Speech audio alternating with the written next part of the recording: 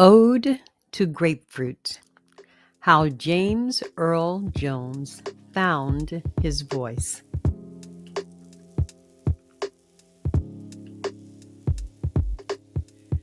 Please skip my turn, Mrs. Gardner. Not me, please.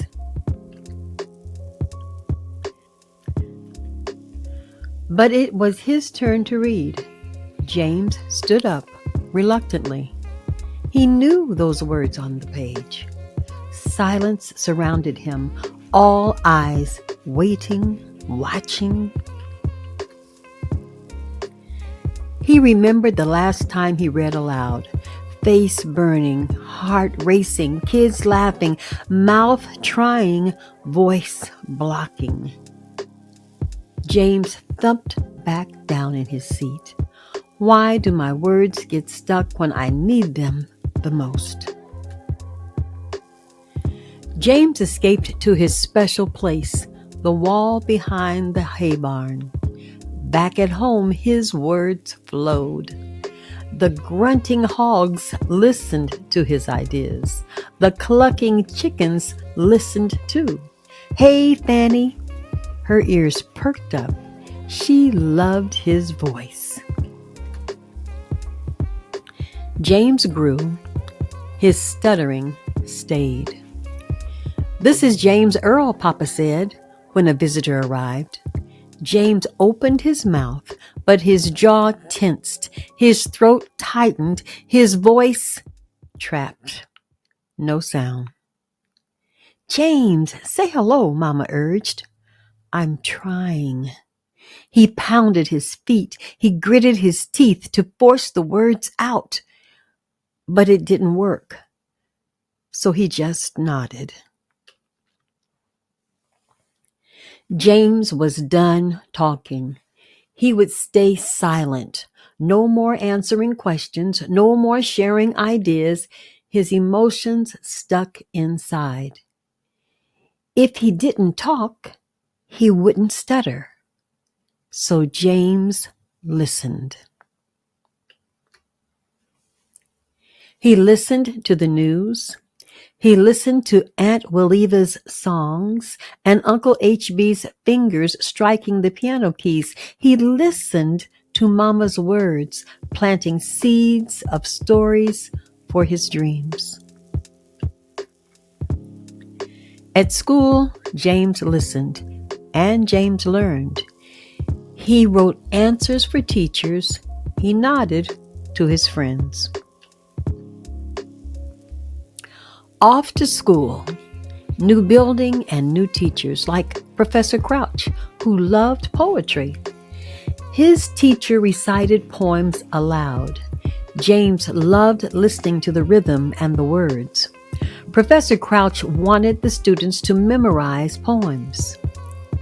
If you love poetry, you've got to be able to say it out loud. That's what poetry is. Say it loud? Say it out loud? No way. But when he was alone, James found his voice reciting the irresistible patterns of poetry. By the shores of Gitchigumi, by the shining big sea water, poetry presented a new way for James to express himself. He penned his own poems in secret. That winter, a shipment of grapefruit arrived. Peeling the rind, he revealed the treasure inside. Inhaling the delicious citrus aroma, biting into the juicy fruit, the pattern of Longfellow's Song of Hiawatha in his head, ta-ta-ta-ta-ta-ta-ta-ta. The catchy cadence inspired James to write.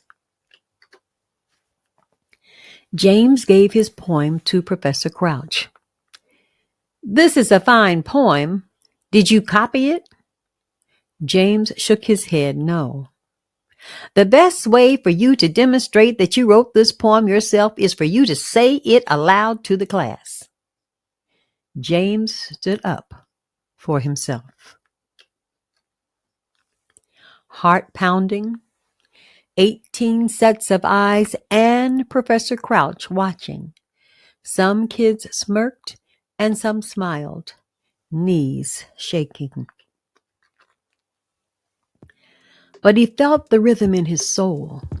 Ta ta ta ta ta ta ta ta.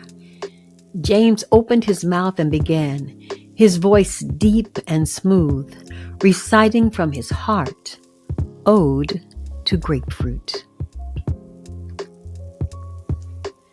The entire poem presented without pause or repetition. His resonant voice heard for the first time at school. The students cascaded into applause. In poetry and literature, James found his voice. He performed Chaucer for others. If gold rust, what then can iron do? He read Shakespeare to animals. Not marble nor the gilded monuments of princes shall outlive this powerful rhyme. He recited Edgar Allan Poe on stage.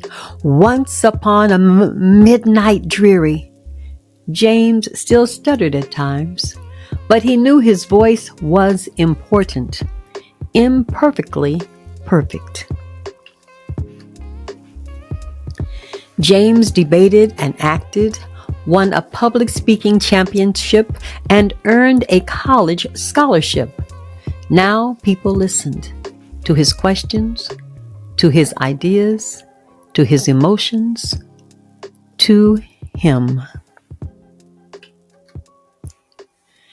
After 8 years of silence, James found his voice, low and booming, beyond the dark side of fear.